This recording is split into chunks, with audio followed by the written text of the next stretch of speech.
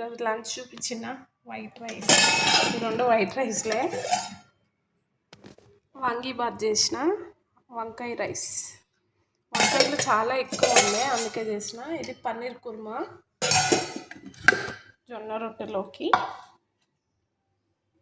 పన్నీర్ కుర్మా, చక్కెర పొంగల్ చేసిన ప్రొద్దున. ఇంకా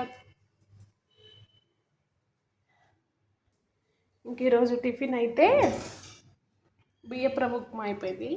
ఈ అలసందలు అంటారా సంథింగ్ ఏదంటారో కరెక్ట్గా తెలియదు నాకు, సారీ తప్పైతే.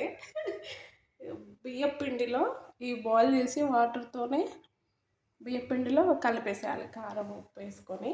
అవి చపాతీలాగా చేసుకోవాలి. రేపు బ్రేక్ఫాస్ట్కి ఇదే.